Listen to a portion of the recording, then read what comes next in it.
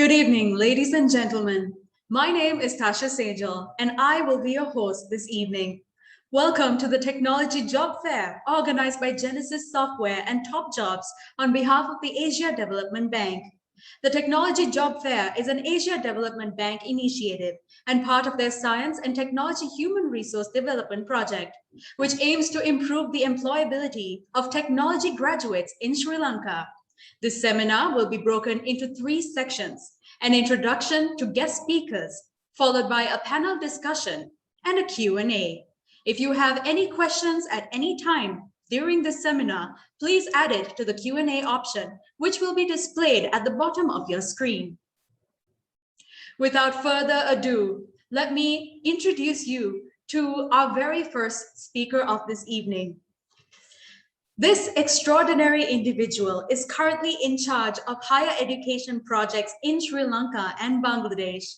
Before joining ADB in 2015, he has worked for 10 years in international development organizations like the World Bank, the Japan International Cooperation Agency, and Japan Bank for International Cooperation.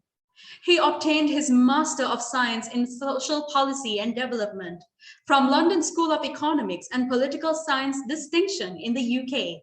Please welcome Social Sector Economist, Human and Social Development Division, South Asia Department of the Asian Development Bank, Mr. Ryotaro Hayashi. Yeah, thank you very much, everyone, and thank you very much for your kind introductions. My name is Ryotaro Hayashi, and I'm very happy to see all of you today. And so in my opening remarks, let me explain why we decided to set up this virtual technology job fairs. And for that, let me share my screen. I hope it works. Can you see the screen? Is it coming? Yeah, yeah, it's visible. Okay, great. So let me enlarge. Yes, so this is a technology job fairs, and again, my name is Ryotaro Hayashi, working for Asian Development Bank. And let me start from this graph. This is a little bit shocking graph, but the Sri Lanka is one of the highest youth unemployment rate. Sri Lanka is ranked actually 4th in Asian Pacific about the highest youth unemployment rate. And this figure is in 2019. And around 20% of the recording 20% of the youth unemployment. But actually, we are now living in the COVID-19 pandemic, and COVID-19 pushed up youth unemployment rate up to more than 25%, and the male is 22.2% and female is 3.3% in Q4 of 2020. This is the latest record available in the Sri Lanka statistics, and we really have to do something about this. But addressing this is not rocket science, and please look at this graph. This is the so right-hand chart is produced by the tracer study conducted by University Grant Commission's UGC in 2017. And as you can see, more than 90% of the engineering graduate are actually getting job after graduation. And the overall is 66%, but actually the general arts graduate is actually dragging down the overall average, recording the just 46% of the job placement rate, meaning less than half of the university graduate pursuing arts is actually getting job after graduation. And in terms of undergraduate portfolio in higher education institutions in Sri Lanka, general arts is accounting for 30% of the total undergraduate enrollment. So having a 30% of arts students dragging down the job placement rate is really a missed opportunity for Sri Lanka. So what we have to do is very obvious. We have to expand STEM. STEM is science, technology, engineering, mathematics for better job placement. And with this backdrop, with the request of the government of Sri Lanka, Asian Development Bank is now providing $145 million support through Science and Technology Human Resource Development Project. But we cannot cover entire state universities or private higher education institutions in Sri Lanka. So we picked up 3 universities having Faculty of Technology, which is the University of Kelaniya, Sabaragaman University of Sri Lanka, and Rajarata University of Sri Lanka. And we are also supporting University of Srija World Nepra, particularly for the Faculty of Engineering. But today's virtual job fair, we are focusing on the Faculty of Technology at 3 universities. And the objective of this Science and Technology Human Resource Development Project is to improve access to employment-oriented higher technology education. For example, we are developing a new campus at the University of Kelaniya for the academic building of the Faculty of Computing and Technology. We are also purchasing a lot of laptop computers or desktop computers. And not just about hardware infrastructure, we are developing a teacher's capacities, and we are sending some of the young lecturers to foreign countries to get master's or PhD programs. So we are providing like a holistic support from the hard infrastructure support to soft infrastructure support. And at the end of the day, we wanted to create innovative learning environment. And the above picture is showing some of the image, like students collaborating with each other for some projects. And this is not a traditional teaching, like teacher teaching students on one way. And I think the technology programs or 21st century skills can be only nurtured through collaborations. So we are trying to create such a enabling learning environment with the state-of-art infrastructure support. And we have implementing this project for the last 2.5 years, and I think there are a lot of achievement. But the technology stream is really new. Actually, when this technology stream was introduced in secondary education in 2013, ADB, Asian Development Bank, is supporting secondary education programs as well. And we are the ones supporting technology stream introductions. But so now 2013 intake, those students are graduating universities now, but those people are struggling because there is no faculty alumni network. And maybe industry people do not know about these new technology faculty programs. And even though faculty students learning very hard, doing many innovative experiments, but those may not be fully understood by the industry people. So the purpose of this virtual job fair today is to fill out the last mile support. For the employers, I think this is a great opportunity to understand technology faculty graduate. And for the students, I'm sure I heard today there are some videos featuring some of the students. So this is an opportunity to show strengths and industry needs. And for the faculty members, it's really a rare opportunity to pitch your quality and relevant programs, technology faculty programs, and get insight for the better for the future. So those are the objectives, and the getting good job require this kind of support. And I hope this virtual job fair today will be productive for all the stakeholders in employer side, student side, and faculty member side. Thank you very much. Thank you, Mr. Ryotaro Hayashi. We would now like to show you a video CV snapshot of an undergraduate from the University of Kalaniya.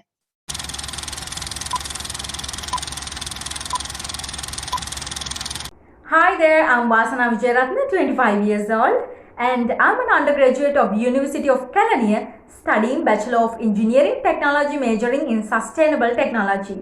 Through sustainable optimization of product designing, my team was able to reduce the environmental impact which occurs during the manufacturing process of eco-board furniture.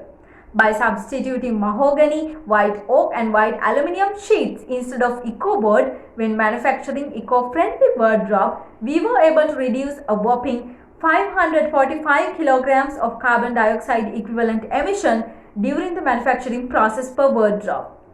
Despite the severe hardships encountered as the team leader, I was able to effectively change the atmosphere within the group to a more productive and enjoyable one, irrespective to each member's opinions and attitudes. Why does an organization need me? Well, I'm like a postage stamp, sticking till the end to reach my destination. No matter what, I'll get the job done. Thank you very much.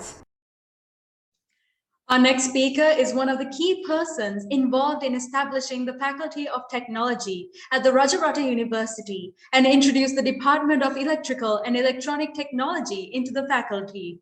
A graduate of University of Perera, completing his postgraduate studies at the University of South Florida, USA.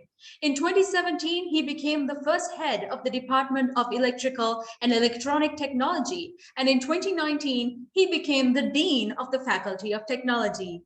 Please welcome Dean of the Faculty of Technology at Rajarata University of Sri Lanka, Dr. Buddhika Jayathilaka.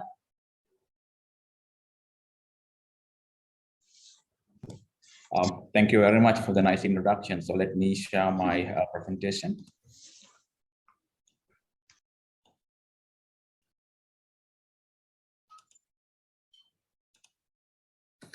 All right, I hope all of you can see my presentation. All right, yeah, so I'm Buddhika from the Rajarata University of Sri Lanka, representing the technology faculty. And the objective of this presentation is to just give a brief introduction to our faculty as well as the degree programs. Well, the two images you are seeing in the screen, this is the proposed building complex for the Faculty of Technology at the Rajarata University of Sri Lanka. And this is the first time we are showing this thing in public. We'll be starting the construction hopefully in next month. So just to talk about the faculty. So as you already know, we are located at the historic city of Mihintale. And at the beginning, we started the technology degree program at the Faculty of Applied Sciences. But in 2017, we became a new separate faculty with a student intake of 235. And currently, our student intake is 340. And by 2024, that means at the end of the ADB project, we are expecting to increase our student intake up to 450. And just to tell a word about the degrees we are offering, all the degrees are 4-year professional degrees and honors degrees. That means all the degrees they need to get the accreditation from the relevant professional bodies. And also, since they are 4-year professional degrees, they are placed at the SLQF 6, level 6. So let me introduce you to the departments we have in our faculty. So under 3 streams, we have 5 separate departments. Under the biosystems technology, we have Department of Bioprocess Technology and Food Technology. And then under the engineering technology, we have a Department of Electrical and Electronic Technology and Materials Technology. And in addition to that, we have a separate Information and Communication Technology department. So as you can see, the diversity in this faculty, because usually if you go to a science faculty, you only see science streams. If you go to an engineering faculty, you only see engineering streams. But here we have a combination of all. That means we have a unique environment for work. And even you will see that in our students, because here in our faculty, you will see that the engineers in engineering technology department, they are working with the bioprocess technology department and the food technology department, solving their problems. So we have created a unique interdisciplinary environment in the faculty. So first, I will talk about the biosystem technology departments. First, the Department of Bioprocess Technology, and they are offering a degree called BBST, that means Bachelor of Biosystems Technology, and the specialization is the Bioprocess Technology. So what do we have?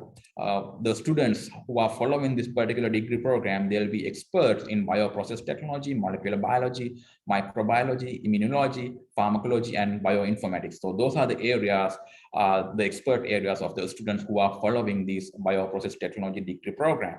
So again, under the biosystems technology, we have another department called food technology, and they are offering the degree called BBST, that means Bachelor of Biosystems Technology, specializing food technology. And under that particular degree program, students will be covering food chemistry, food microbiology, food analysis, and product development, and food safety and legislation. So those are the 2 degree programs coming under the biosystems technology. Then we have 2 engineering technology departments. And the first one is the Department of Electrical and Electronic Technology. So they are offering a degree called BET, that means Bachelor of Engineering Technology, specializing electrical and electronic technology. So what are the areas we are covering? So as you can see, we are covering electrical and power technology, electronics technology, telecommunication and automation, and also robotics. So here there's a specialty because all the graduates who are following the electrical and electronic degree program, they have the knowledge, basic knowledge of all these areas. Then when they come to the third year and fourth year, they have the option of selecting the field they like. For example, if one student like to move towards the telecommunication, there's a basket of telecommunication courses. They can take more telecommunication courses like that. And similarly, we have the materials technology department where they are offering the BET, Bachelor of Engineering Technology in Materials Technology. And they are pretty much covering almost all the materials like metals, ceramics, glass, polymers, and composite. And also now they are in the process of moving into advanced materials as well as fabrics. So those are the four departments on the biosystems and engineering technology. And in addition to that, we have a information and communication technology department. So they are offering a degree of BICT, that means Bachelor of Information and Communication Technology. And these are the specializations they have: software engineering, data communication and networking, and net security, multimedia design, and embedded systems. So those are the areas we are covering under the Bachelor of Information and Communication Technology degree program. So my last slide. So what is unique about these technology graduates? So we have engineering graduates, we have science graduates. So what's different? These graduates are more industry oriented. That means one of the main objectives of this technology degree program is to create industry related or industry ready graduates. So our graduates will be recruited by the industries. So what's the difference? What difference is we are giving more hands-on experience to them in terms of in addition to the knowledge. So usually if you take most of the degree programs, they are more knowledge focused, but here we are more focusing on the practicals. So under the ADB project, we have invested heavily on purchasing high-end equipment into our faculties. In our faculty, close to with the UGC and ADB funding, we have almost invested about 2 billion rupees to purchasing equipment. Therefore, we have invested heavily, and those equipment, I have to say this because usually most of the universities, they have this equipment, but they have become showpieces. Students don't get to touch those. But here, the story is different. All the students, they get the hands-on experience on all the equipments we have. So by doing that, we are developing their technical as well as practical skills among them, which is one of the major requirements into the industry. And also one of the key aspects of our degree program is to encourage them to become entrepreneurs. I think that's one of the key requirements in the country right now. All right, so that's what we are seeing as unique things about our technology graduates. I hope I gave a brief introduction to our degree program and the faculty. So thank you very much. Thank you, Dr. Buddhika Jayathilaka. We would now like to show you another snapshot of a video CV of an undergraduate from University of Kalaniya.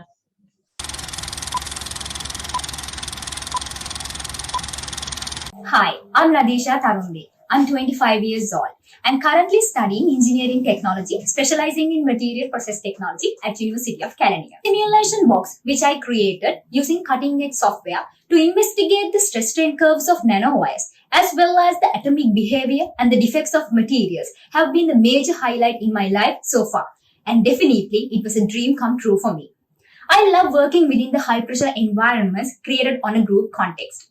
Also, I was able to understand other team members' emotions extremely well and act accordingly. Furthermore, my ability to explain hard to understand concepts in a very simple, logical, and easily understandable way, which led to the creation of more relaxing and enjoyable atmosphere to work in for each and everyone within our group and made me the go-to person when push came to shove. You must have heard about the saying, winners never quit and quitters never win. I'm a great believer in that. So, if you need someone whose attitude is either to win or learn, I think I am the person for you. Thank you. Our next guest is an outspoken individual, a graduate of the University of Kalaniya, and served as a temporary assistant lecturer in University of Kalaniya. He then started his professional career in the field of information technology in the industry and worked as a research associate for software development projects of Japanese companies. Holding a Master of Engineering degree and Doctor of Engineering degree at University of Electrocommunication in Tokyo, Japan. He joined the University of Kalaniya in 2001 after returning to Sri Lanka and served as a key member to establish the Faculty of Computing and Technology in December 2015. He played a key role in establishing the National E-Learning Resource Center and is a resource person for National Education Institute and Ministry of Education, as well as a software development consultant for private and public institutes in Sri Lanka. Please welcome Dean of the Faculty of Computing and Technology, Dr. Gamini Wijayarathna.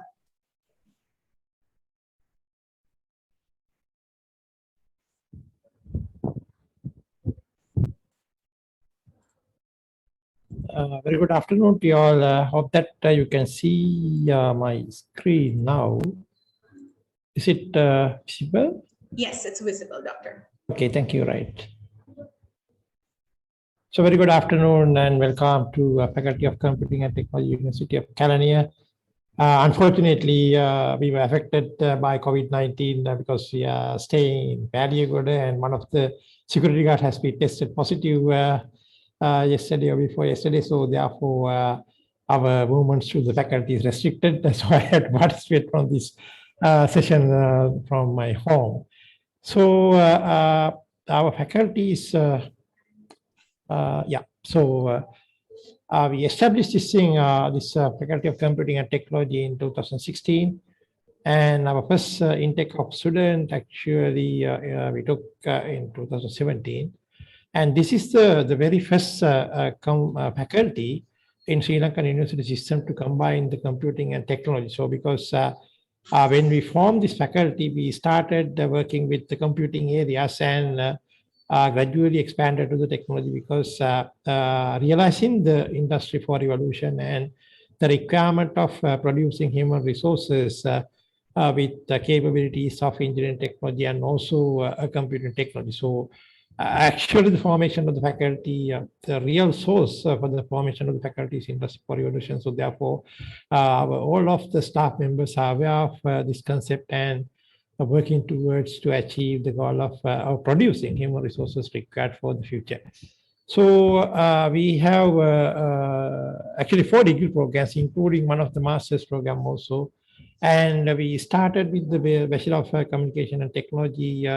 Honestly, all these undergraduate programs are honors degree. When we say honors degree, as Dr. Buddhika said, these are SLKF level 6 and also 4 years degree. So that is the standard introduced by the UGC.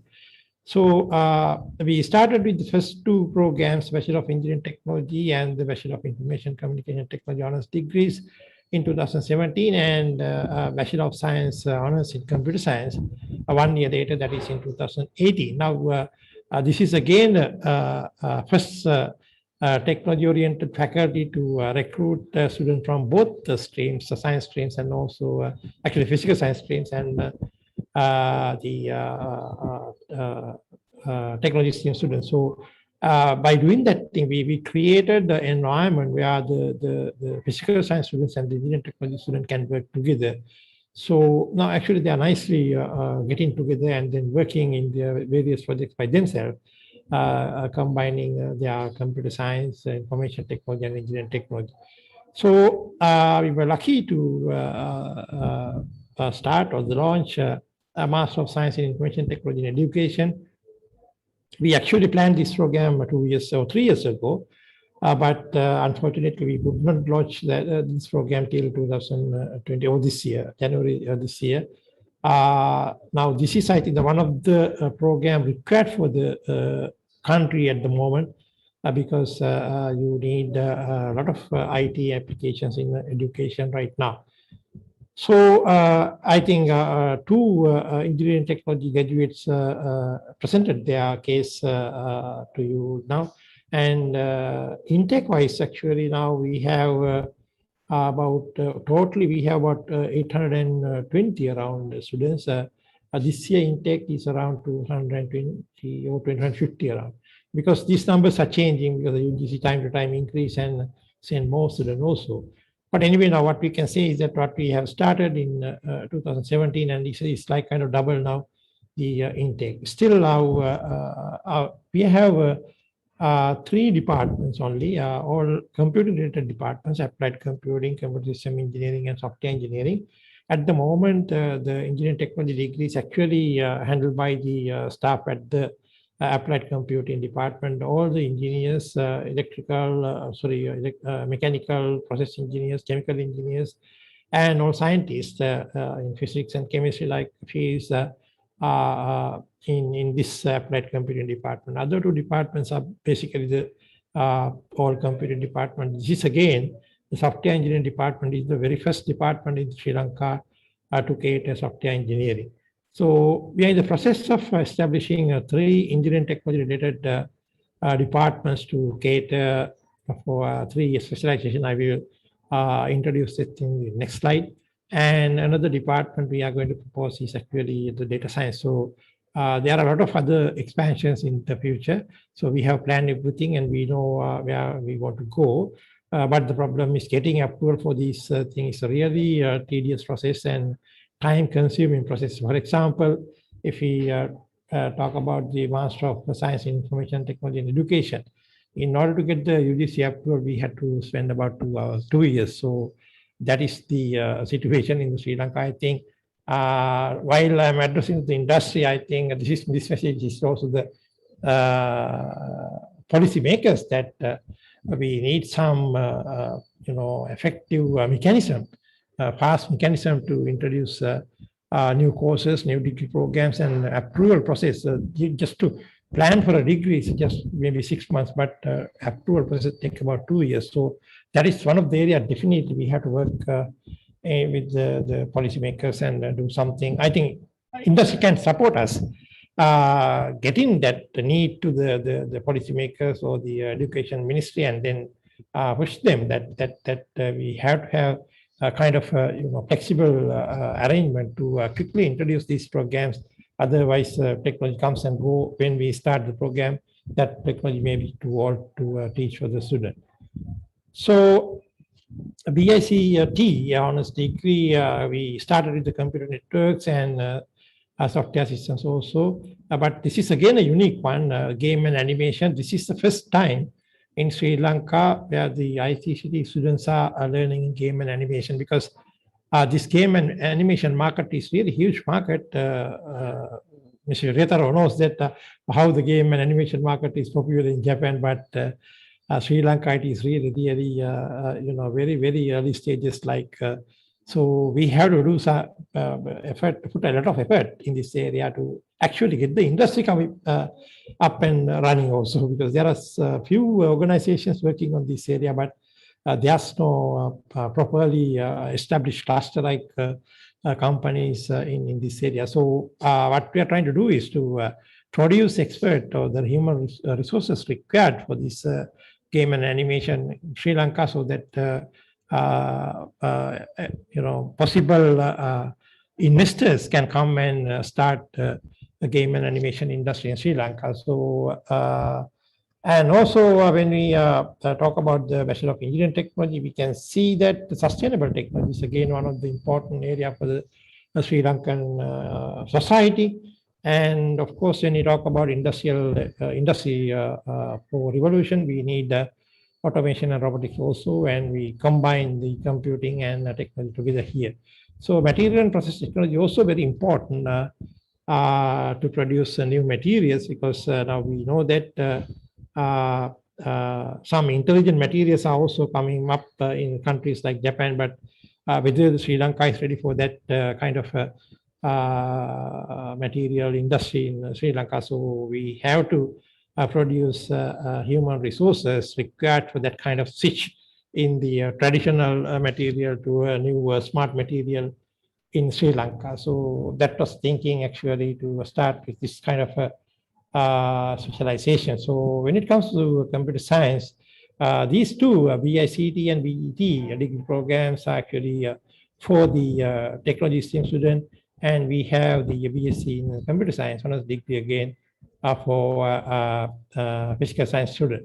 So there we specialize cybersecurity, data science, artificial intelligence, scientific computing, and some standard pathways. So those who don't want to specialize any of these areas, they can simply go through the standard pathway and then covering the normal stuff in computer science. But you can see that all the things required, automation, robotics, and artificial intelligence, like things, data science, all these things are within the faculty. So we develop all the expertise within the faculty, so that future we are ready for the industry 4 revolution. So these are the specialization of the degree programs. Now 3 departments propose actually try to cover material process, industrial automation, and sustainable technology. I think the BBST program is not yet approved, and it's in a draft stage because we are struggling with the spaces now. In Colombo, Paliagood area, very, very difficult to find enough spaces to get 1,000 odd students. So luckily, COVID-19 affected, and now we are switched to online mode. Therefore, we can manage. Otherwise, really difficult to manage students in the present location with a very small spaces. So planning to move to next year to the new complex, thanks to the loan and also support. So then we will be able to launch the STBP program as well. So if I talk about the staff, we have 1 senior professor in computer science and 17 senior lecturers, 8 from computing and 9 engineering technology, then 15 lecturer probationary, and 5 on the study leave. So we have balance between the young and senior staff. So I think future also very good for us because we have very young people trained now in a lot of new areas. So administration, we have deputy registrar, and academic support, we have a system medicine program. So therefore, basically all the student works are now, this is again, even before the COVID-19, we started working with the computer-based systems to deal with the student, because we need LMS support, and also MIS prepared for the student to apply for various things, and also all the results are now produced into the student through the MIS and also LMS. So we have 2 assistant student counselors. This is basically to work with the student mainly to identify their grievances. These 2 student counselors play a major role in the COVID-19 area, because we want to get the information about student affected and their families and their mental situations like that. Even before the examination, they call individually to the student, and we take care of students so much. And Dr. Pradeep is a senior student counselor, and under him, we have 2 student counselors specially allocated for this job, and they are the first contact for the student. And non-academic, we have 4 management study assistant, 1 technical officer. This is the area we have to improve again. 3 lab attendant and library assistant like this. The technical staff is actually a little bit, weak in our case. So now we repeatedly asked the UGC and the ministry to give us more card position in this area. But I think Dr. Buddhika knows that we are fighting very hard to get more non-academic staff also to the faculties. But the government policy is now very discouraging that to hear that we have the restriction the recruitment. Now see the current location. This is the Kandy Road. This side is the Kandy, and this is Colombo.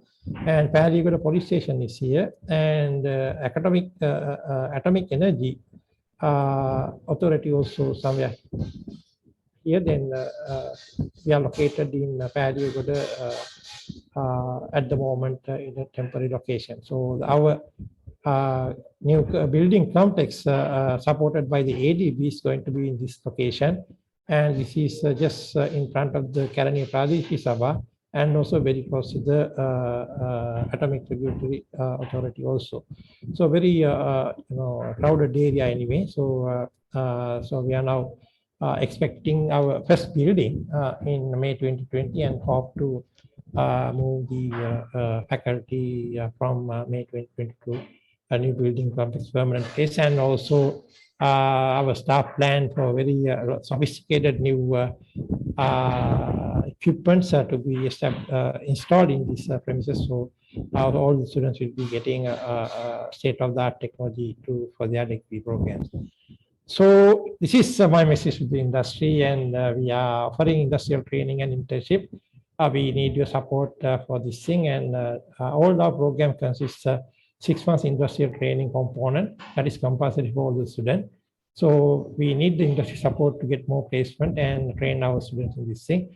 And Dr. Pradeep Samarsekar is the director, industry interaction cell for computing and technologies. We have established at the very early stages of the faculty, we established the center, especially for this kind of activity. So Dr. Pradeep is in charge of this activity. So he will please contact him regarding any industry-related activities for the faculty.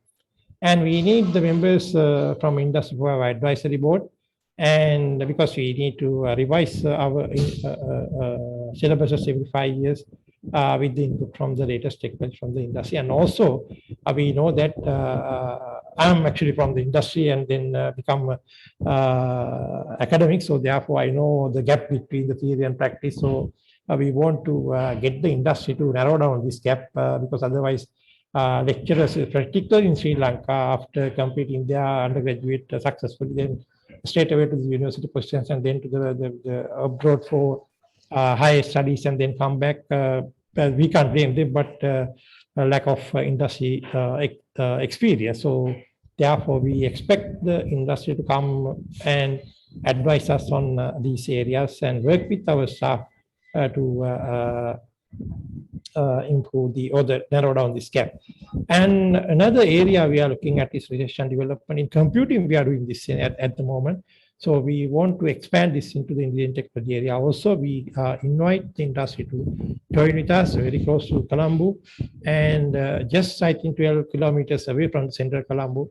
So we have a very good location actually, just very close to the airport highway. So please join with us. We are going to establish new laboratories, and then you will be able to get used to these facilities, and also the staff with latest technology can be joined with you all, and improve we can do research and development together.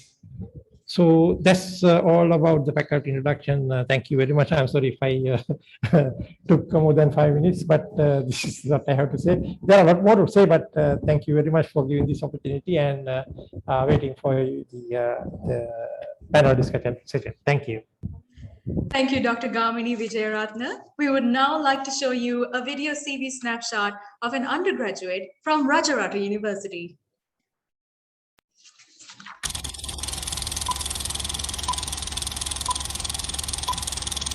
ආයුබෝවන් මම සහන්හ සම්ප දැනට මම ශ්‍රී ලංකා රජරට විශ්වවිද්‍යාලයේ අවසාන වසරේ ආහාර තාක්ෂණ වේදේ පිළිබඳ උපාධිය හදාගමින් ඉන්නේ. කාර්යබහුල ජීවිතයත් එක්ක මිනිස්සුන්ට ගොඩක් වෙලාවට ආහාර පෝෂණ අතිරේක ගන්න පෙළඹෙනවා.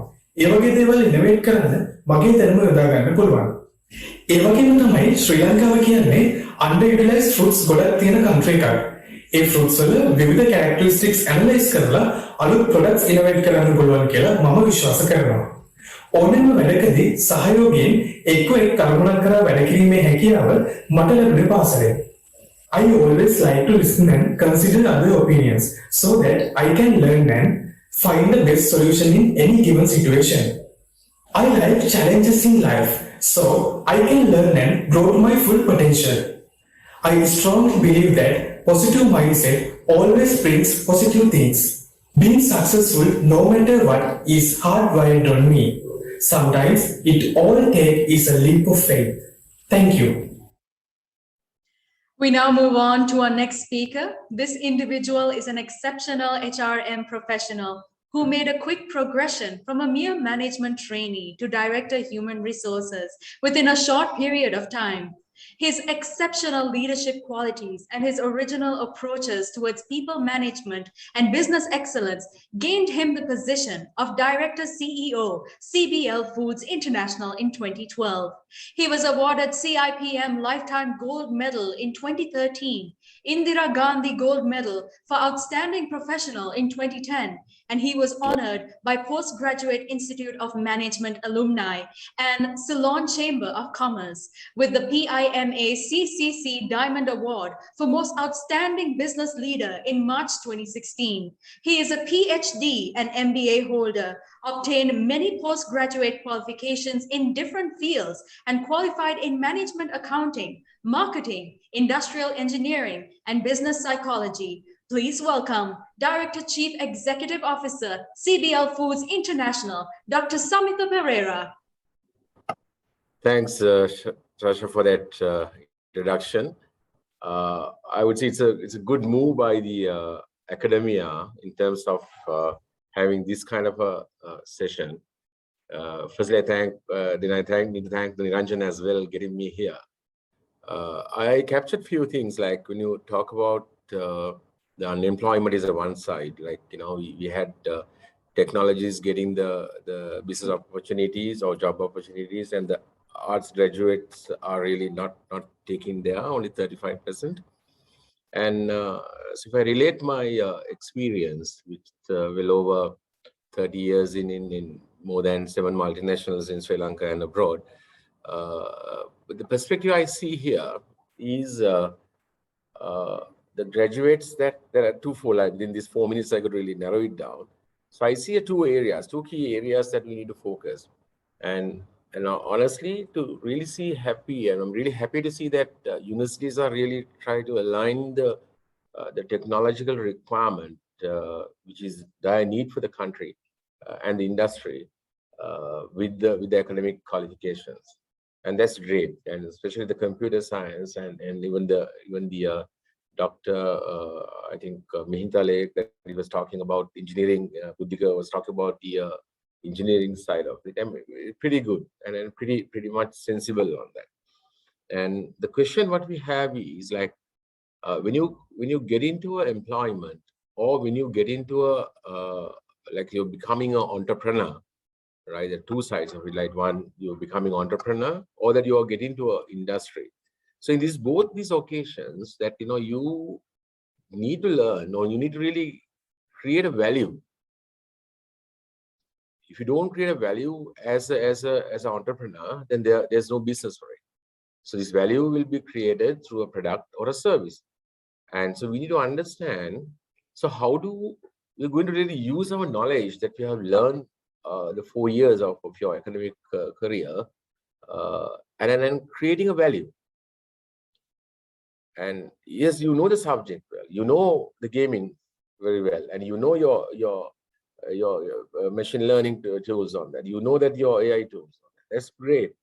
But how do you use that knowledge to create a value in the value chain that you're going to create for yourself as an entrepreneur, or that value chain that you are going to work for some other organization? So the gap that we have currently is the creation part of it. And a lot of qualified people there, right? A lot of qualifications are there, like a lot of qualified individuals are there. But when it comes to the industry, that organization is demanding from the individual, you create a value for my customer. And so every role that we are getting into the business need to create a value for the customer. And it's not the role per se. You have an organization structure, and in that structure, you may be becoming an engineering manager or a maintenance head, right? Whatever role that you are getting, that you need to really see that how I'm going to create value for my customer. That's one of the gap that I see in the graduates that, you know, we are producing there. So they really have that knowledge. They really have that knowledge, but converting that into the value creation is a question that we have. So I think university should really look for this factor as well. While you're really teaching yourself or your technical stuff, you know, get in there. So how this particular technical element that you're teaching and add value for the society, add value for the industry that you are in. And so that's one thing that, you know, we can focus ourselves on that. And I'm sure that, you know, with this industry training, even if you get into industry training, and I don't see like this factor has been addressing. So what's happening is you're placing him for organization, and then you get a project for that he or she, and they will do that, and they will go from there. And the connection of that the learning of connecting the job into the bigger picture, I think we need to specifically define in these internships. That's one thing that I would really recommend. And I'm looking at the investment the ADB is doing. Thank for that.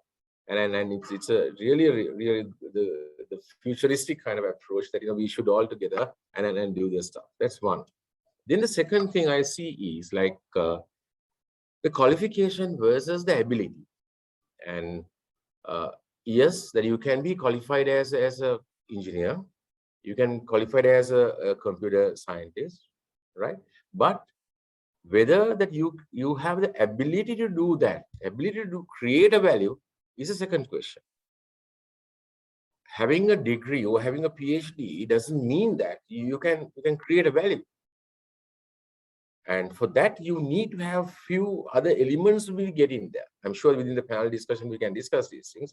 So qualification per se will not go into really create ability. It's a part of the journey. To convert the knowledge into ability, that you need to have a right efficacy. And you need to have a right kind of a drive in yourself. And you need to have a right kind of a passion in yourself. And you need to have a right kind of a value set in yourself. Right, and there are theories on this particular area, like how is knowledge is what matters. Yes, it's what matters, but transferring knowledge into a ability is a question that we have. Simply like when you have a driving license, say, suppose one person having a driving license doesn't mean that he or she can drive the vehicle. And there are enough people you have like without driving license, they're driving it. But similarly, when you're having a knowledge, like that's a qualification, that's a certificate that you have the knowledge, then convert that into ability. You have to have all the other things that we all look at it. Yeah, we can talk on these things later if we have some time on this.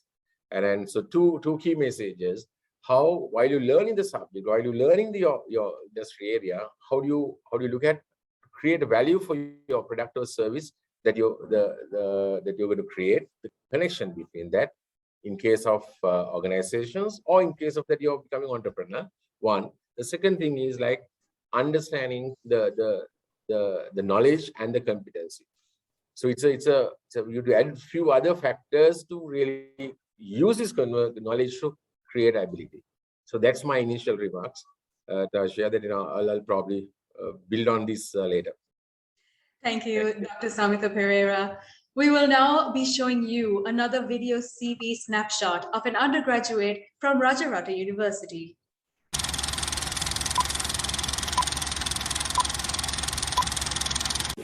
Hi everyone, I am Malti Prabhashari, a 25 years old undergraduate from Rajarata University of Sri Lanka, majoring in bioprocess technology. The hot and humid climate in Sri Lanka, which is a major factor in causing dry skin condition, which leads to crack heels, is a major issue. There are numerous remedies available in the form of foot cream, but they are loaded with harmful chemicals or locality. The Ayurvedic foot cream me and my colleagues developed is a completely organic and moreover it's a high quality product. During the development process of the organic foot cream, I got the opportunity to work with leading researchers and scientists in the field, which was a novel experience for me. Interestingly enough, within a few weeks of me joining, my research supervisors were confident enough to let me research without my supervision what the future holds me. Why don't you throw me in the deep end and see? I will surely find way out. My creativity, critical thinking ability, and personality will be able to overcome anything. Thank you. People-oriented person, having extensive experience and exposure in two very diverse areas as taxation and human capital. She was a recipient of Sri Lanka's Women Leaders Award in 2020, presented by World Women Leadership Congress and Awards. She is a champion for business ethics and strives to be an HR business partner, and also passionate about equality, diversity, skills development, corporate social responsibility, and building a great workplace. A fellow member of the Chartered Institute of Management Accountants, FCMA, CIMA UK, and a Chartered Global Management Accountant. She counts over 30 years of work experience, of which over 25 years in senior managerial positions in human resource management, human resources development, taxation, financial advisory services and finance, ethics and business conduct, administration and operations. She is the Group Director, Human Capital and Taxation of Softlogic Holdings PLC, which is a very rare combination from a career perspective. Please welcome Miss Natasha Fonseka.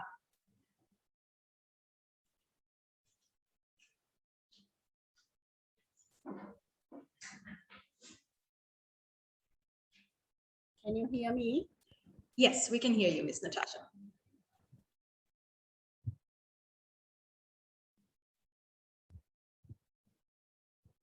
Right, my signals are not too good.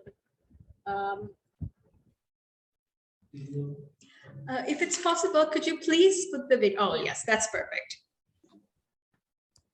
Right, good afternoon to all of you. And thank you, Tasha, for the introduction. And thank you, Niranjan, for inviting me this afternoon and specifying that I should speak to the graduates on soft skills. Okay, before I start off on soft skills, I'm going to talk to you about a little story, which is about the porcupines. There were a whole heap of porcupines who had to live in a very cold area. And in order to beat the cold, they all used to huddle up together. So knowing the porcupines, you know, they have the quills. So when they were huddling up together, they were all pricking each other, pulling each other. It was a very uncomfortable situation. And one guy thought, I'm not going to stay in this situation. I'm going to move away and be on my own. I'm going to be on my own. I'm not going to be pricked. And he moved away. But time told him he can't be on his own. He can't be in silos because he couldn't beat the cold alone. So he had to trip back to the huddle and huddle up with the rest. So talking of soft skills is something similar to that. Whatever field we would be in, and as you heard Tasha saying, I've been in several fields myself. Talking to the science and technology graduates, I would like to say that even if it is science and technology, you're not going to be working on your own. So soft skills is going to be essential, just the same, or I would even say more than the hard skills as time goes by for you in your careers. So from an employer's perspective, I would like to tell you that interpersonal attributes that influences how well you would work and interact with others would matter a lot. So there are so many soft skills that there are in when you have to get into a job, even if you are starting out afresh. What I would like to say is I will have just picked just a few soft skills that I see as essential that anyone who joins an organization should possess. Number one being communication. None of us can work in silos. None of us can be like the porcupine who walked away and tried to live on his own. Communication is one of the most important soft skills, I would say. Able to be a good communicator would be to adjust your voice, the style, the tone, all that would matter. And even when we do recruitments, we look at all that when we are listening to somebody. Just like the way you would be talking in terms of communication, listening is also a very important attribute. Just like listening, you need to have verbal and non-verbal communication, right? So communication skills is something that you would need to practice, learn, and learn over and over again. I think it will be never stopping because we would always have to learn to communicate not only with our colleagues or teams or our supervisors, but as you go by, as you climb the ladder, you would be handling projects, you would have to talk to clients, you would have to write to your clients. So email etiquette, because now more than writing letters, we are on email. So email etiquette, things like that are very essential in the workplace. So it's not only the paper qualification we have or what we have on paper, that would matter, but us, how we project ourselves, how we communicate with each other, how we don't show arrogance in our communication, how we don't show our egos in our communication. So all that matters when you have to have communication skills coming out. The second skill I took as important is self-motivation. I think the pandemic has taught us a lot, and we need to have self-motivation even now in a very big way, because we may be all feeling a little bit not sure of our whereabouts. We are working from home. We are not interacting that much with people. So self-motivation to get the job done. There's nobody looking over your shoulder and supervising you to see whether you're doing your job. So you need to have self-motivation, develop yourself, know what your goals are, and you need to become a reliable, committed person with self-motivation in order to get the job done which has been assigned to you. So when demonstrating motivation, I think there are a few skills that you need to take into account. Positivity. Don't always think of the negativity. When we need self-motivation, we have to always look at the plus side. Don't have a mindset of the negative side. Always don't think the glass is half empty. Think of the glass is half full part of it, right?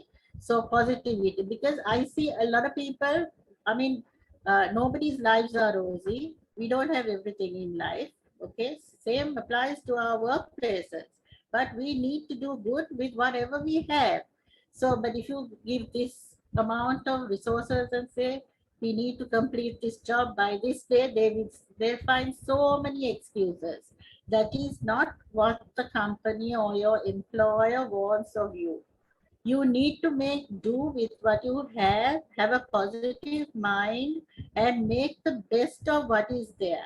So take away the negativity out of your mindset. You need to have ambition, drive, commitment, and initiative. Don't wait till somebody tells you to do something. Take on, make do initiatives. Now, even in the pandemic, during the pandemic, I see so many of my team members, they are volunteering and going into even the workplace on a couple of days. We are working from home, the rest of the team, but they would be doing everybody's work which needs to be done in the office. Everybody sends it to them, they'll get the signatures, they'll get the printouts done, whatever that needs to be done. So we all take it in turns.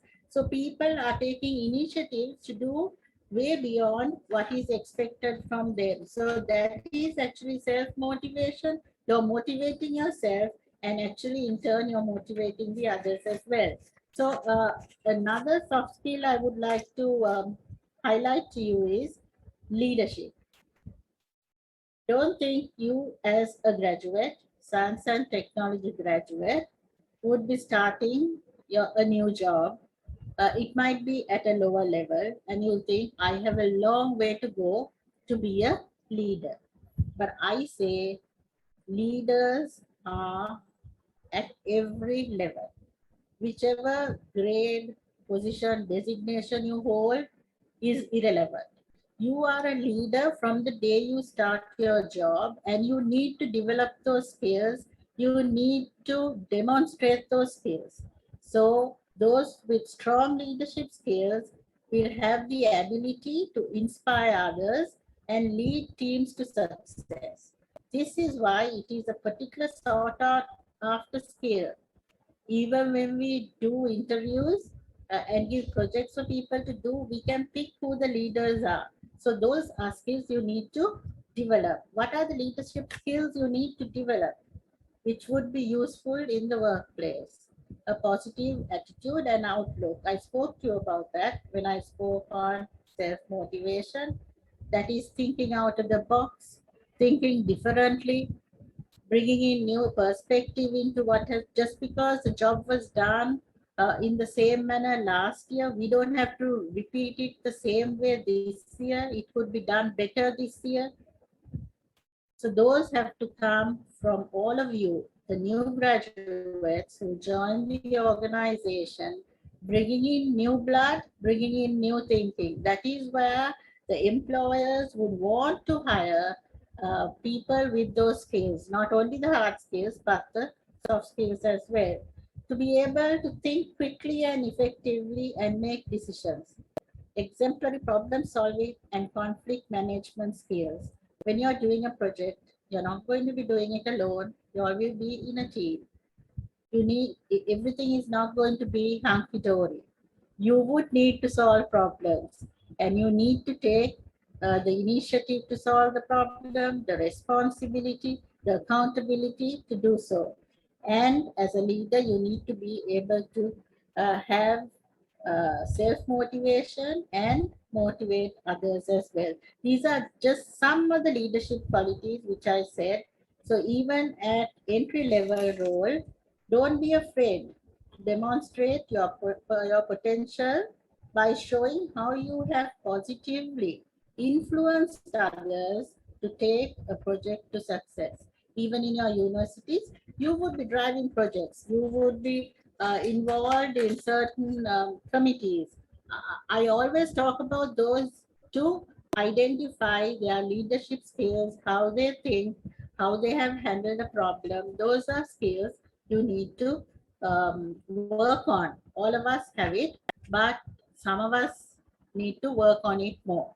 The fourth skill I would like to talk to you about is responsibility. Responsibility is a seldom talked about, but highly valued soft skill. We don't really talk about it, but it is valued in the workplace. Colleagues who fail to take responsibility for their work will be less productive and less successful. As you go along the ladder, a person who will take responsibility, who will act with all these skills, would definitely be able to skyrocket his career. The soft skills are as important as the hard skills.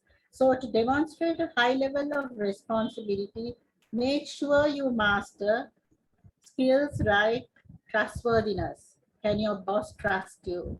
Confidentiality, right? Trustworthiness. I can trust this person. Little things you might not even think of, but it matters to the person you work for. Discipline. Are you a disciplined person? Do you come for a meeting on time? Do you come to work on time? Do you finish the job and go, or is it just a 8:30 to 5:30 job you want to do? So disciplined person, motivated person, conscientious person, very conscientious about the job the person is performing. So these are skills. Resilience. How do we will come, we might have a problem we face while we are doing a project. How do we get back? How do we bounce back? Are we going to be harping on the problem, looking at it for hours and days, or are we going to find solutions and jump back into the normal circumstance and solve the issue again? Adaptability. How do we adapt to the team? How do we adapt to the company, the environment? Adaptability. We need to be able to be like water, I would say. Be able to adapt. We need to take the shape of whichever vessel we get into, right? We can't be having our strict, not being flexible type of attitude. So we need to adapt to things. Then the next skill I would like to talk to you, very, very important. It is, I think, the number one, I would say, is teamwork. Teamwork is like leadership. It involves a combination of a lot of other skills as well. Working in teams towards a common goal requires a combination of soft skills. It also requires intuition and interpersonal acumen to know when to be a leader and when to be a listener. We can't always be leaders. When we are working in teams, we have to be leaders. We might be a listener. We might be a doer. And as always, when you are put into a team, always remember you're a very important person in that team, irrespective of who you are. All five fingers are not the same, but for the hand to work properly, You need the small guy, the middle guy, the fat guy, the tall guy. Everybody needs to work together to get it right? So irrespective of who you may be, I remember when I started off my career, I used to I used to write addresses and paste stamps on envelopes. That's how I started my career. But it was a very important job at the time, right? I couldn't make a mistake on the address. There were no typed address labels. So I was the small guy there. But the job I did also mattered very much and was important for the whole team to work together. So teamwork is a must, and we need to be good team players with a very good attitude, with compassion, understanding each other. Those are elements we need to take into teamwork. I'm not going into detail. I'm just giving you just the basic things of some of the soft skills that are required. Problem solving skills does not have to require analytical, creative, critical skills, but in particular the mindset. Those who can approach a problem, who can solve it with a cool and level-headed mind. You can't be anxious, stressed out when you're solving a problem. You need to be calm. You need to compartmentalize things.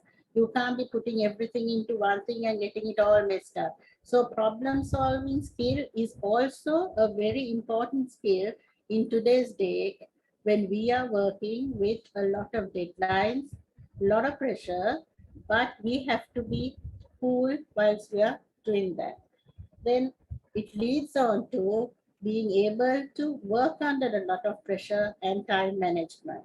Many jobs come with demanding deadlines and sometimes high stakes.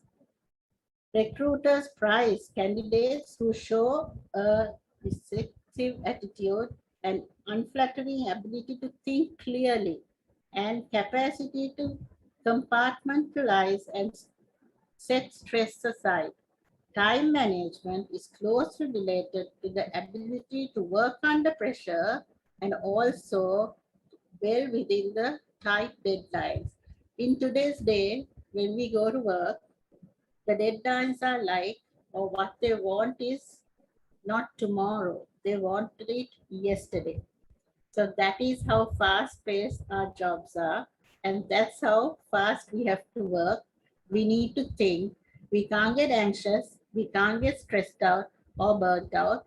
We need to find solutions for that as well. There are other ways of getting and overcoming those areas as well. So then the last thing I would like to talk to you about, I just have two more. Flexibility, very important, especially when you are working in teams, in an organization, in a division, whichever profession or division you're in. Science and technology graduates would be working with finance, would be working with marketing, would be working with HR. None of us work in silos. So that's where flexibility comes in. And now see, even in your own divisions, even in the IT division, it showed up very well with the pandemic. And when there were freezes on recruitment, there were so many people who were within the groups or within the teams who would say, okay, this person went with frozen recruitment, but I can do this of what he was doing. So what did we do? We stretched ourselves.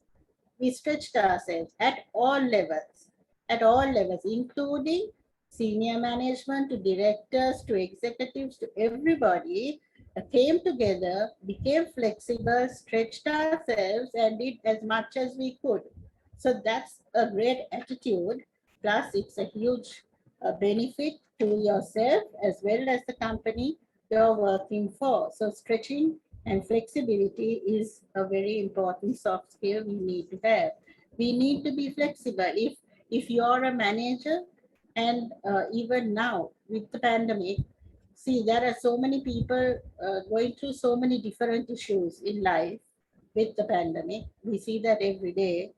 And we need to be flexible. We can't say, no, I gave you this project, you need to finish this today. The person's father is critical in the COVID ICU.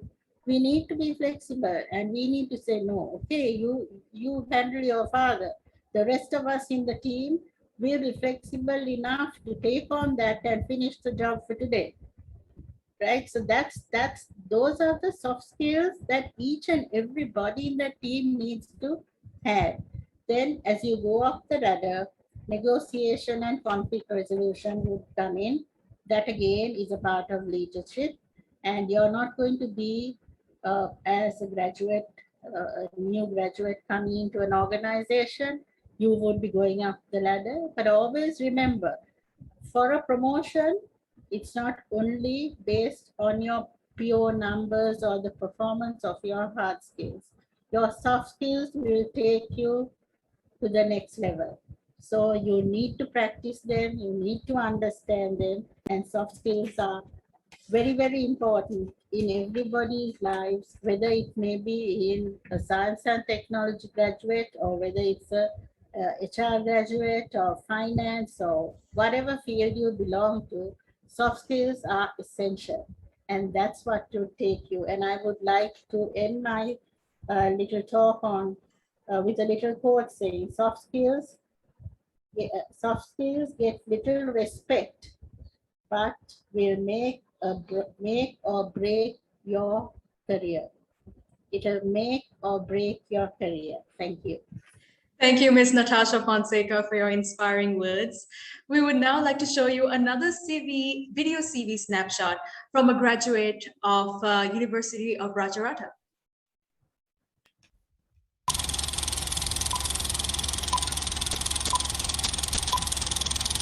Hi, I am Wijayarathna. I am a 25 years old undergraduate in food technology at Rajarata University. Fonseka කියන්නේ ලංකාවේ මෙන්ම ලෝකයේ බහුලව තියෙන බෝනවුන රෝගයක්. Have you heard about Java plum fruit? Java plum. එහෙම නැත්නම් මාදම් කියලා කියන්නේ underutilized fruit එකක්.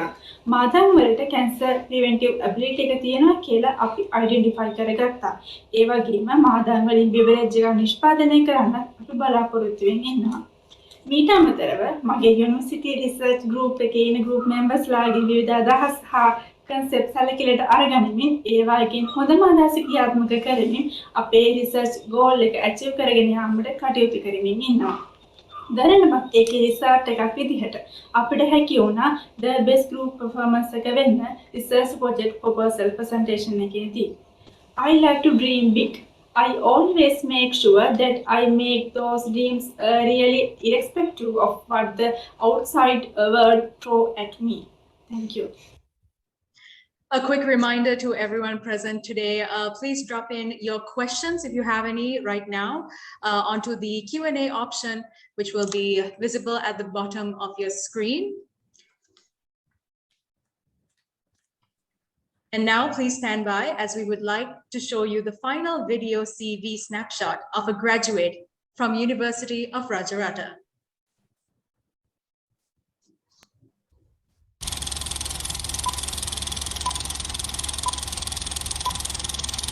Hello everyone, I'm Shandhya Kiganake, a passionate 25-year-old undergraduate of Bioprocess Technology at Rajarata University of Sri Lanka. The knowledge I have gained through practicals paved the way for me to come up with innovative ideas in fields of alternative fuel biodiesel, which can be a solution for the energy crisis. I got the chance to experience new research insight which taught me how to blend and play accordingly using my technical skills to nail the research projects. Creativity has been the soul of my life, which helped me understand and manage my own emotions. I was able to bring the best out of my group members during the biodiesel project, which we were filled with motivation and enthusiasm. In general, I'm a very enthusiastic person. I know I cannot stop the waves, but I can learn to surf. I'm pretty confident that I'm ready to surf because I'm a voice, not just an echo.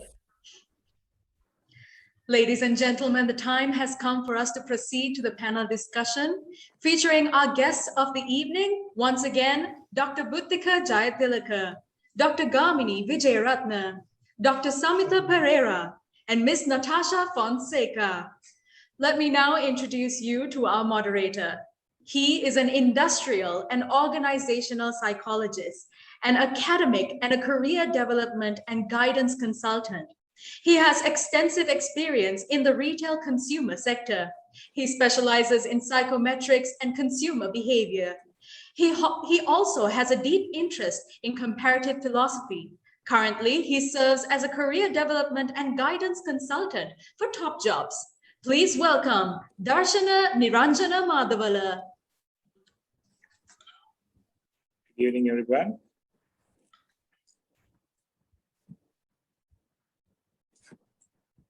Good evening. I'd like to welcome you to the panel discussion. I would like to start off by pointing out that one of the most common dilemmas faced by heads of HR or hiring managers is when you have two equally qualified candidates, vying for the same job. So I would like to start off by asking Dr. Samitha, is there a specific criteria or a guideline that should be followed so the correct candidate will be chosen, so our university undergraduates will get to know what these things are actually? Dr. Samitha? Thank you, Niranjan, for that question. So I'll start with a bit of a conceptual framework. So when you look at an organization, we have job roles, right? It could be engineering manager, it could be marketing manager, marketing director, sales or HR or whatever, right? So you've got jobs in the organization. So obviously we know that these jobs will, in order to carry out the role expectations, they need to have whoever gets in there, you need to have a competency to really deliver the role expectation. Take it in Natasha's soft skills as well. So when you're looking at from a perspective, how do we recruit? Being gone through about a couple of organizations, many organizations in a structured manner. So every role need to have three kind of competencies. One is a technical competency, right? What do you mean by technical competency? If you are joining as a production manager, right, with engineering background, then you need to have a technical competencies of like ability to really understand the production process, ability to really understand the capacities, ability to understand the efficiency drivers of the role that you are looking at, of the department you are running in, ability to understand the cost drivers of that particular unit. So those are the abilities or competencies as a technical competencies that you require, one set of competencies. Then you need to have another set of competencies as a leadership competencies, which you as a leader, you need to lead a team. Yeah, so you need to have you can be very knowledgeable on your technical stuff, and you are really good at it in understanding the capacity. You have a set of drivers that you will understand the cost of the operation and efficiency of the operation, but you're not going to work alone, right? You need to now really lead a team and get things done. So therefore that you need to have a leadership competencies. So what are the leadership competencies? And so ability to communicate right? Your interpersonal relationship, all what Natasha was talking about is part of is coming into leadership competence. You need to have those things.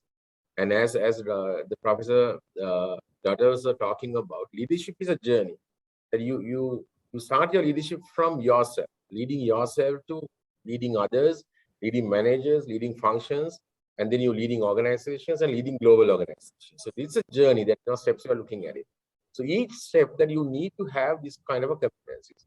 So leading self is the basic first level leadership that you require. So let's say one example, the communication. Yeah. So when you say communication as a competency, most of us are really going on the wrong direction and saying the language is the only thing that you need to learn. Now, if I'm really fluent in English, you are a good communicator. It's not the case, for my customer is no point that my production manager is knowing English, right? When he really eat a biscuit or when he really eat a chocolate, he's not bothered about this production manager have good English knowledge. It's not going to work for you. And so what do you mean by communication? Communication is how do you really communicate yourself at Ryotara's theory. First level is leading yourself. So you must be able to communicate yourself first. What do you mean by communicate yourself? You need to communicate, fine, I want to come on time. I need to ensure that, I really respect the values of the organization. You're communicating to yourself to behave yourself, right? And let's say it's Samitha Perera. As Samitha Perera, take the Samitha Perera out of the scene. So there are two things. Samitha Perera is managing this person. So I need to communicate with my personality to really do better. Otherwise, this figure will go all over, right? So your communication starts with yours. Then you go to the next level. Let's say now you're getting a role of communicating to others. So then you are not only communicating to yourself, you are communicating to others as well, right? So similarly, that you're going up to level, say you are a functional manager. Then depth of your communication matters. So you are not only communicating, you are giving a message, you are driving a command or an authority to other people. So your communication will go up, right? So whatever language you're talking, right? So I mean, it's a misguided concept. Like, look here, yes, you need to have English.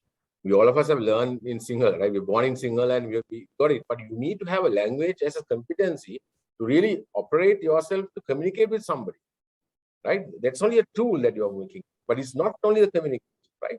So that's one part. So first is the technical, second is leadership. Now there are other things, driving yourself, be passionate, and all these things will come into your play as a leadership competence. The other thing is a behavior. Yeah, behavior also is a competency. Somebody to behave well, but he need to be competent, right? Somebody to behave well, and he need to be a competent person to behave well. So whatever level that we are in, so that's why we sometimes see in industry, look here, he behave like a child, right? And we have seen many things, right? So these three competencies are important when you are recruiting a person. So one is a leadership, one is a technical competency, other one is a leadership, the other thing is a behavior. So how do you look these things? So technical competencies, we are looking at it from the qualifications and the experience that, the guy that you have gone through another role. So we assume these qualifications will get him a knowledge that we want. You see, if he has done a computer degree there, now we know fine in this syllabus, if he has got through that, so he got that knowledge. But we don't know if this knowledge is really be transferred into actual workplace. So then the leadership and your behavior matters. So how do you look for the leadership qualities? So then we have the tools in the recruit, right? Could be a role play, right? Could be a structured interviews, right? Or assessment centers or psychometric testing. So all these things we do in order to understand whether this personality got these kind of abilities or competencies to operate here. Otherwise, it's going to be tough. Yeah, so past evidences, what matters to you. So that's why we are asking it sometimes questions in your university or in your school or in your society. What have you done apart from your learning? Have you really led a team in your university? Have you really worked with a group or conflict, with the conflict situations? Have you gone through that? And what kind of evidences that you can bring into your table? It matters for you. Yeah, the third one is the behavior. So again, those are the evidences that we can look at it through these kind of tools. It's like that, you use your thermostat to understand the temperature of a person. So likewise, the recruitment also, we have tools to understand the person. For that, you need to mold yourself. Now, those days, of course, when I started our careers, 30 years back. So you used to ask, look here, who's your father? What's your school that you have gone through? And those kind of questions. Well, that is not going to work for you in your workplace. My father could be a engineering graduate, but that doesn't mean that I can be an engineer and work here, right? But today, the whole business has changed to a level of a very structured interviews. You ask very structured interviews relevant to the competencies required and to understand whether he or she has that. So while you're learning in your university career, and it's important that you build up these soft skills that you're talking about, the leadership and the behaviors. Otherwise, you become a loner, and you know the subject, then you become a frustration for yourself. Because when you come to the industry or when you start your own organization, you can't do it alone. You need to have a team of people to really delegate and get the works done. So this is where that your other two skill sets are important. So in really differentiating it, Niranjan, is specific for your answer question. When you go into details, obviously that you will find a person better than the others. So that's how we really recruit. Thank you, Dr. Samitha. I think Ms. Natasha also in her introduction speech actually gave most of the answers for this question as well. Like from an organizational point of view, what you actually look at. I agree with Dr. I agree with Dr. Samitha. I think now we have so many tools, and especially when it comes to science and technology or other areas, we even give them, to talk about actual projects. Come and present how you, solve a problem. So there's so much you can, a panel of interviewers could assess watching the person, how the analytical skills work, how the presentations are done. The softer skills could come out that way, and psychometric testing, all that is there now, which captures all what is not basically on paper. Yes, thank you, Natasha. I would like to go to the second question. I mean, even in most technical careers, emphasis is given. I mean, we talked about leadership before as well. I think most of you in your speeches, leadership qualities and ability to work as a team. So it is considered a highly, desirable attribute when recruiting university undergrads. So, Dr. Gamini, I would like to inquire from you, do you agree with this? And why are those aspects actually important for a university student? Yes, it's a very important question. Now I have to answer this question from a point of experience. I'm having industry experience as well as academic. So the thing is that as we discuss now, how to transfer the knowledge to the, or whatever, ultimately what we have to do is to produce something or deliver something for the society. So it's a responsibility. So we have a social responsibility after we learn all this knowledge and acquiring these skills, and then we should do something for the betterment of the society and the people. So in that case, definitely we have two groups. We have the people who have the need, and also we have the people, the group who can serve the purpose. At least in the teamwork, these two components are there.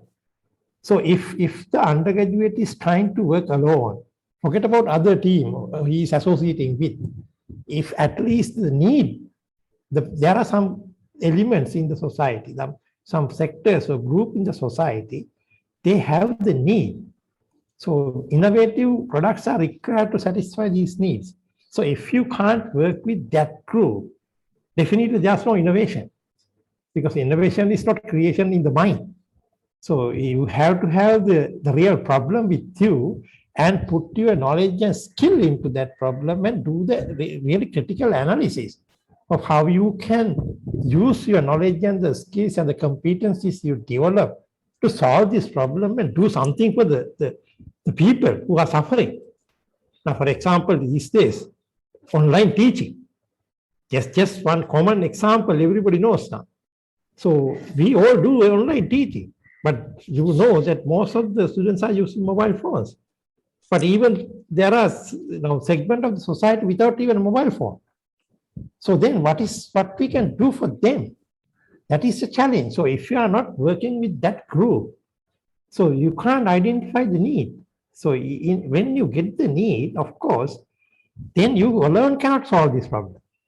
Because you develop one set of skills, you are expert in one area, but the total solution is not from one skill. So you need to get the engineering graduates there, you need to get the computer scientists there, you need the leadership qualities, you need management graduates, sometimes you need arts graduates also. Now, for example, Sony company produces dancing robots. I visited that factory or that place when I was in Japan. So in that group, the engineers, computer scientists, and dancing and music graduates were there in that group. That is the composition. So now the target product, we cannot develop by just one individual. So definitely collaboration should be there. So if you can't work with the other people, other experts, and respect them, so how can we do this? That is, I think, one of the things our students should learn. Because first thing I can see that even this is actually, I'm a little bit shy to say this, in Sri Lankan education sector, there are top courses and bad courses labeled like that. Right? Even the arts graduates are BA degrees are labeled like that. You know, not so important like, but there are a lot of importance from them also. So the thing is that as engineers and technologists, computer scientists, we should be able to get their expertise into our products. Then only we can solve this problem and come up with innovative products.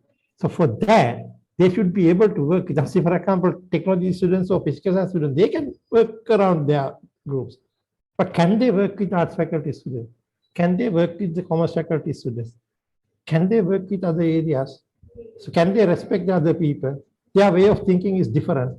Their way of handling the jobs is different. They are maybe not logical, right? Science and technology people basically logical. Always try to solve the problem in formal procedures. But arts people are not like that. But they also solve problems. So how can we respect them first? So I think that is the important thing to it. First thing is to respect the other individuals in the society and appreciate their contribution. Then you are trying to use their expertise into our group. That's, I think, the teamwork is. Otherwise, teamwork is not just getting your friends into the job team and then do the job. Okay, right. Thank you, Dr. Gamini. Yeah. I would like to move to the next question, actually, because of the time constraints that we have. The fourth industrial revolution, we are talking about it, according to the World Economic Forum, top skills employers need in order to thrive in this fourth industrial revolution is creativity and critical thinking ability, where the human aspect has to complement the artificial intelligence and automation, because it's evolving and you need that, but it's a very hard skill to find. So I would like to ask Dr. Buddhika, what steps have been taken or planned for the future by the universities to enhance those skills in university students? Yeah, Niranjan, actually, it's a very challenging job. Why I'm saying that is, in a country where the entire education system is focused on passing examinations, developing critical thinking and creativity is extremely challenging. And of course, I see a bright light, especially I take this initiative to start technology faculties as a good initiative. That some step we are taking towards that, because in industry, we call that industry 4.0 or the smart industry.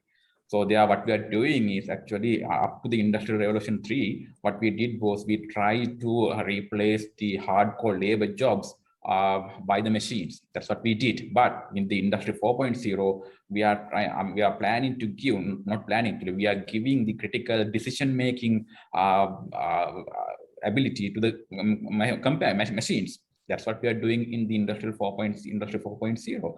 And to do that, of course, all the people should have a very strong knowledge as well as thinking power to do that. Otherwise, it can backfire on us.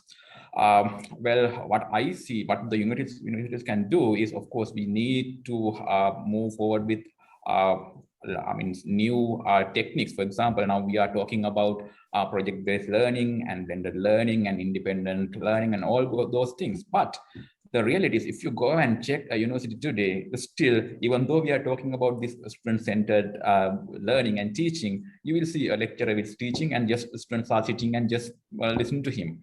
That is not going to help. So we have to come out of that. I mean, we have to truly introduce these, new teaching techniques like, project-based learning is a very good initiative. Why? Because when you are doing a project, you are like continuously facing problems. And then you need new ideas, you need creative ideas to overcome those issues. And also we can give the independent learning where the student can come up with their own solutions like that. But first thing is we have to step away from this traditional teaching learning process. That's the number one. Otherwise, I don't think we can go towards that, especially because even in the university system, if you take students, their main focus is just to pass the examinations. Just to pass the examination, not anything other than that. So by that, I don't think we can develop their creative thinking or creativity there, no. Therefore, my opinion is if you want to develop critical thinking and creativity among students, we have to get out of this traditional teaching and learning process. We have to go for more modernized teaching learning processes. Thank you, Dr. Buddhika. Since we are nearly out of time, I just want to quickly ask a question because this was raised by Mr. Ryotaro as well from the ADB. So this question actually will be going to Ms. Natasha. This is about the gender disparity in science and technology sector. Even in corporate world and as well as in the university level. So I know it's a combination of factors that leading to this, right? But what steps have been taken, especially in the local scene? It's a global phenomenon, but what can be done locally to address this issue, Ms. Natasha, if you can give me a quick answer on that. Yes, I think we are moving away from the gender disparity to some extent, I would say. But science and technology, probably there is some type of scare or things like that. It may be more a mindset, but I would always say, I think it's with the parents. The starting point is with the parents to teach their children, irrespective of whether you're a male or a female. If you have a goal, a passion for something, whether it's science, technology, be a pilot, it could be any area of work. But if you have a passion for that, that you could do it, that nothing is impossible. There's nothing saying nothing is impossible for a woman to do. So the confidence, the push, giving the opportunities, all that I think would start from childhood. Because when you try to build barriers, saying this is not for this is not a girl's career. A girl's career is this. Boys should do this. This is what happens when people are younger. So that's where I say parents and then the teachers have a big role to play in that to move away from this gender disparity. But having said that, again, I would like to say science and technology. Now, even in our organization, we have the ICT sector itself, and we have quite a number of female employees working there. Having said that, I understand what you say. We haven't still got there, equal opportunities. It's work in progress. It's work in progress, but I feel with the Z generation, the Z gens, that things may be different. They are more bold. They kind of make up their minds. They have a mind of their own.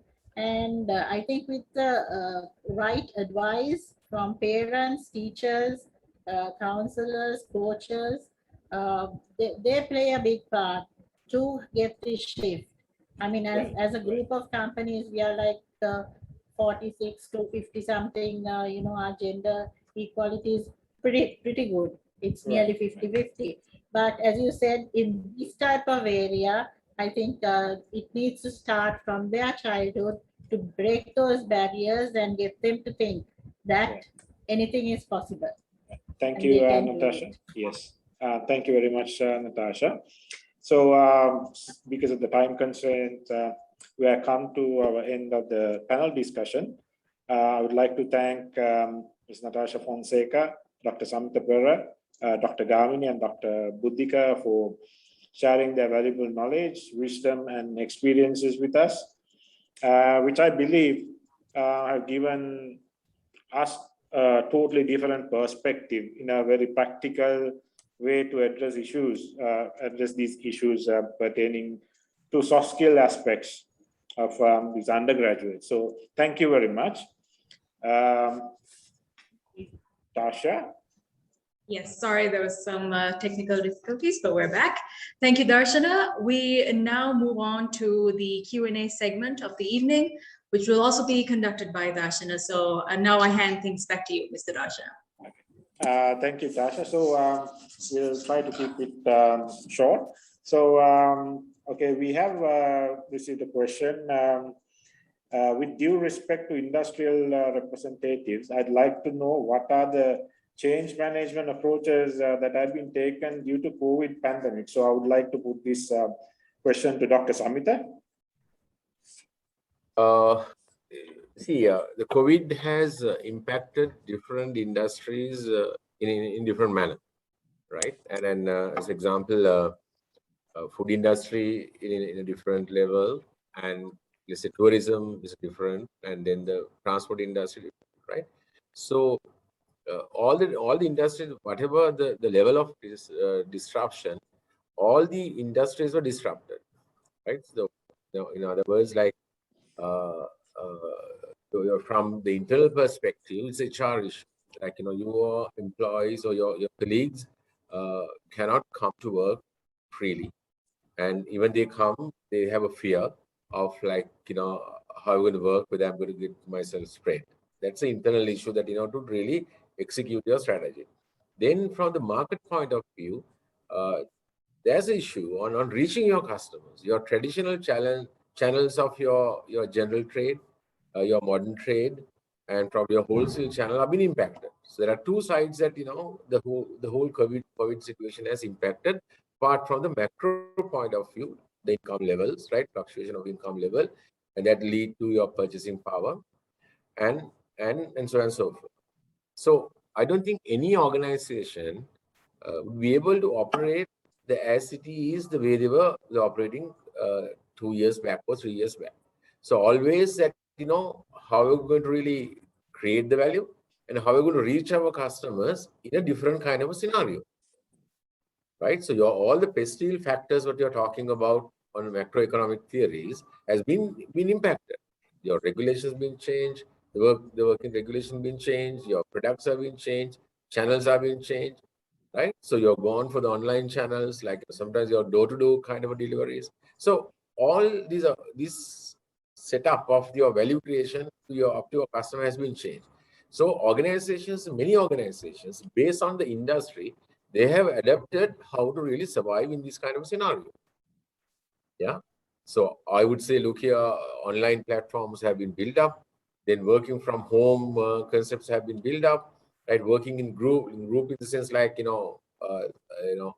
your workforce into a more kind of a distance environment, and the way you are working internally could be your checking processes, your pandemic support processes has been emerged, right? So every organization has come up with a different strategy to adapt for this kind of a situation. Right, even the tourism industry. Now, if you look at the tourism industry, we were crying, look here, there's no tourists getting into Sri Lanka. But within that industry, that you have a COVID supportive kind of a centers, right? That's an opportunity that the industry has searched for it, right? So change management has evolved at all levels, from a strategic level, from the organization strategic level, and also the operational level. So based on the industry, there are many things that happen. Thank you, Dr. Samitha.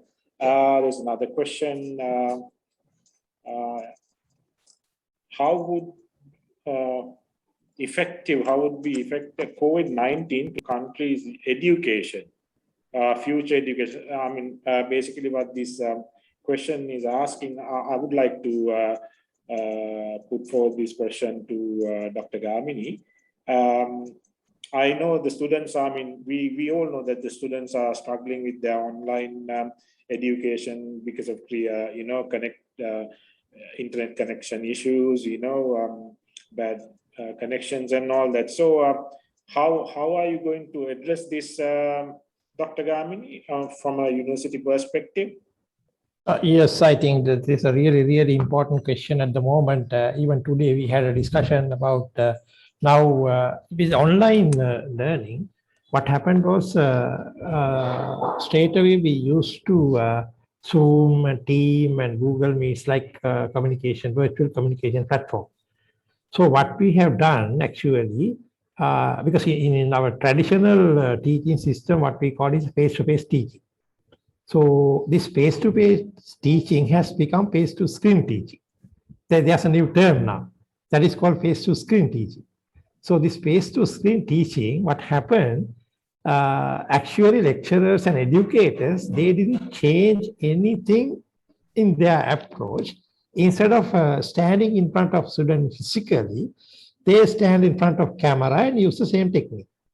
So ultimately what happens is when the students in just very close to you, within 1 meter or 2 meter distance, the way you teach the student, and when they are apart from kilometers, maybe sometimes 50, 30, 60 kilometers away from you, it's really difficult because you can't see them now.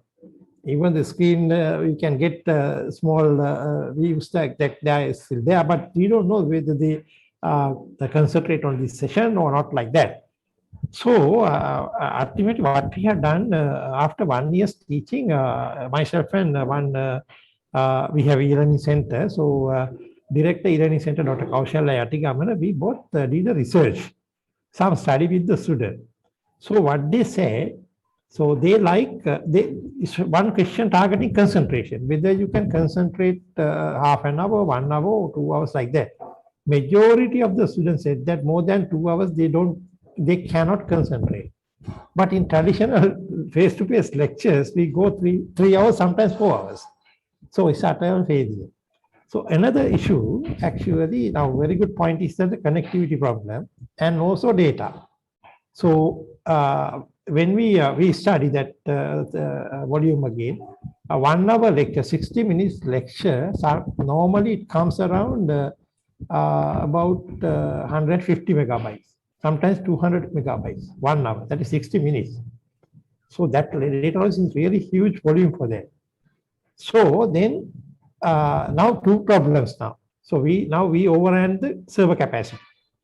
Now our LM is frequently crashing because of that.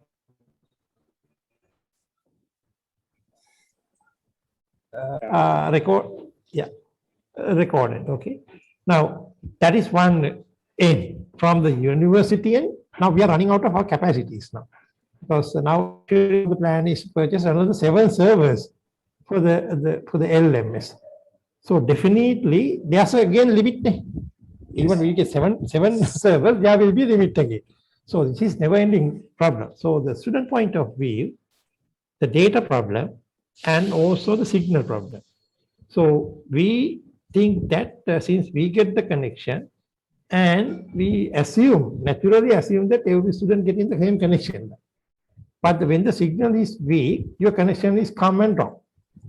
So then what happens is that they cannot concentrate on the lesson because they miss some part of the lesson also. So they ask the recorded lessons. So the recorded lessons are now downloadable. So huge volume again.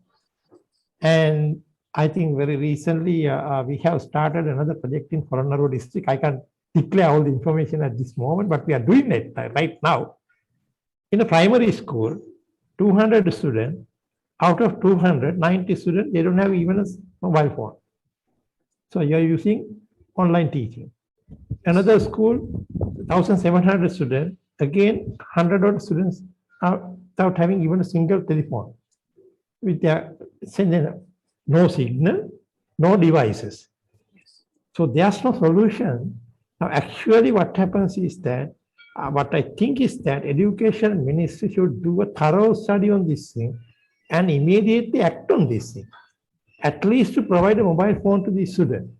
But that kind of moves is not there. So we frequently ask this question, but no one is talking about it. But unfortunately, now they are talking about satellite TV and radio channels. Of course, these are required. But we have to think about the neglected people. There So has to be a ultimately, practical solution. yeah, now what happens is the digital divide is now wide. Now we know that what is digital divide. So digital device is like not access to the internet. Now because of this situation, they have the right to education, but their basic civil rights are violated now. Then how can we continue like this? Yes. So we have to immediately come up with a solution. So these are not highly technical solutions sometimes. When I investigate this thing in the front, ultimately, whatever the ministry asks, teachers use printed materials and distributed through a peer. There's no online teaching. Yes. One teacher, I have the record now, she was crying and replying to me that, sir, I am a teacher without internet connection. Other teachers were using online method to teach their students. I am so poor, I couldn't get I don't have the connection, so therefore I couldn't do online teaching for my students. So it's a very burning issue. I hope the government agencies actually looks into this, That is too late now. Yes. We have the 2 years after the COVID outbreak. So I hope so, sincerely hope so, that somehow they find an effective solution for this problem, because we will have to live with COVID in future. Yeah, the other question is assessment. Yes. We can deliver the lectures, but how we can do the assessment? How can do the examination online? Yes. How can do the practicals like engineering workshops like this? Yes. So there's no solution to these things. So thank you, Dr. Gamini. I hope the question that was put forward by one of our audience members, Dr. Gamini was able to answer that question. So with the time constraint, as I said before, we have come to the end of our Q&A because that's all we have time. So Tasha, we'd like to thank you once again to the panel. Thank you, Darshana. And yes, indeed, that concludes our wonderful evening here at the Technology Job Fair webinar. A special vote of thanks to our guests, Mr. Ryotaro Hayashi, Asian Development Bank, Dr. Gamini Wijayarathna, Dean Faculty of Computing and Technology, University of Kalaniya, Dr. Buddhika Jayathilaka, Dean Faculty of Technology, Rajarata University of Sri Lanka, Dr. Samitha Perera, Director CEO, CBL Foods International, Ms. Natasha Fonseka, Group Director, Human Capital and Taxation, Softlogic Holdings PLC, all head of HR, senior management, technical heads, employer representatives, university lecturers, and academic staff, and last but not least, to all the graduates. We will now be displaying the contact points of all the universities on screen right now. Yes, so sorry, Natasha. Yeah, if anyone wants to get in contact with the Kalaniya University, you have the contact there. Dr. Pradeep Samarashekara, who is one of our panel members. Then the Assistant Registrar, Ms. Gauri Kavala from Faculty of Technology, Rajarata University. And we at topgrads are here to help as well. So you can reach us as well. Yes, thanks, Tasha. All right, we wish you all the very best for your future endeavors. Until next time, I'm your host, Tasha Sejal. Thank you and good night. Thank you. Thank you. Good night. Thank you.